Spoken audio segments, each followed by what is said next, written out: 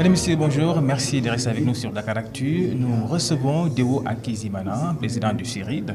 Bonjour, président. Bonjour. Alors, vous venez de procéder au lancement du prix Macky Sall en Côte d'Ivoire. Pourquoi le choix de la Côte d'Ivoire d'abord? J'ai dit que le premier critère qui nous a guidés, c'est la proximité géopolitique de la Côte d'Ivoire par rapport au siège de notre initiative, à savoir Dakar, qui est le siège de notre représentation régionale en Afrique de l'Ouest et du Centre. Alors la deuxième motivation, c'est que Abidjan, c'est une capitale internationale africaine dont l'importance n'est pas à démontrer. D'accord. Alors, le prix Macky Sall pour le dialogue en Afrique, l'Afrique est confrontée à pas mal de difficultés. Est-ce qu'aujourd'hui, on peut dire que ce prix vient à son heure pour le devenir de l'Afrique, pour une Afrique plus stable, pour une Afrique qui va connaître la paix davantage?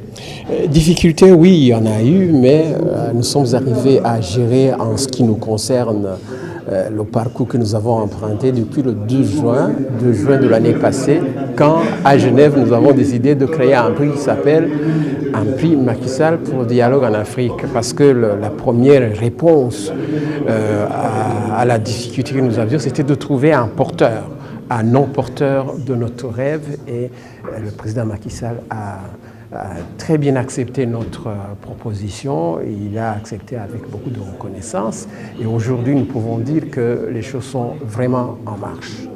Alors maintenant, nous ne disons pas que nous allons répondre à toutes les demandes relatives au dialogue en Afrique. L'Afrique, c'est un continent d'avenir, bien sûr, mais les questions de dialogue nécessitent beaucoup plus d'énergie que ne le possède une seule organisation. C'est pourquoi, dans ce que nous faisons, nous pouvons créer des synergies, appeler tout le monde à nous aider, mais d'abord appeler certains éléments phares de notre communauté africaine, la société civile en particulier, les intellectuels, etc., à croire d'abord dans nos capacités. Je crois que la première bataille que moi j'aimerais qu'on gagne, c'est celle de croire à ce que nous faisons. Nous, au CIRID, nous avons fini de résoudre cette question. Nous voulons que d'autres suivent. Et justement, aujourd'hui, quels sont les défis prioritaires pour l'Afrique? Vous savez, regardez l'actualité mondiale. Regardez le nombre de crises post-électorales que nous avons. Regardez l'état de pauvreté dans lequel nous sommes encore et qui sont autant de raisons des crises que nous avons sur le terrain. Mais ce n'est pas une fatalité. Moi, dans ma devise, c'est de justement montrer que nous avons la capacité de faire mentir la fatalité. En ce qui nous concerne au CIRID, nous avons déjà posé la première pierre vers ce combat. C'est ce que nous faisons maintenant. D'accord. Alors, de Genève à Dakar, aujourd'hui en Côte d'Ivoire, peut-on parler d'acquis pour le CIRID? Bien sûr. Le premier acquis, c'est que nous y avons cru. Et voilà, ça marche. Et maintenant, la bataille sera après la Côte d'Ivoire. D'autres pays suivront. Bon, nous allons surtout travailler sur des pays dont les leaders, dont les chefs d'État font partie déjà de notre comité d'honneur, comme le Maroc. Le Maroc est un pays avec lequel le CIRID travaille depuis plusieurs années.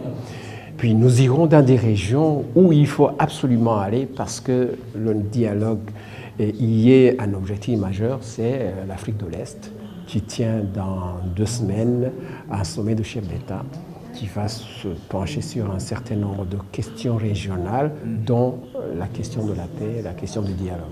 Alors, on a parlé d'Africains qui prend en compte la destinée même du continent africain. Et c'est une façon de dire à la communauté internationale, nous également, on est aptes de prendre nos problèmes en main. Je crois que c'est même la chose qui est au cœur de notre ambition. Notre ambition, c'est de dire tout haut, sans complexe, mais pas non plus sans mépriser les autres, que nous avons des capacités et que ces capacités sont en mesure de nous amener à aller plus loin, en créant d'abord des réponses endogènes, des réponses internes à nos préoccupations.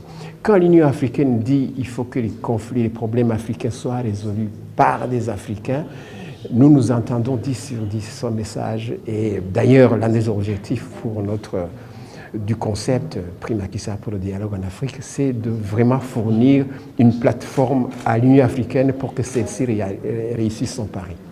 Alors, quels seront les critères qui seront attribués aux prochains nominés pour le prix Macky Sall? Le premier, ce serait que la personnalité qui sera nominée, ça peut être une personnalité physique, un personnage individuel, ou bien une personnalité morale, une organisation par exemple, qui a déployé des capacités connues et qui ont permis, grâce au dialogue, de résoudre une problématique connue avec capacité de faire un ancrage, de produire des effets au-delà de la personnalité géographique.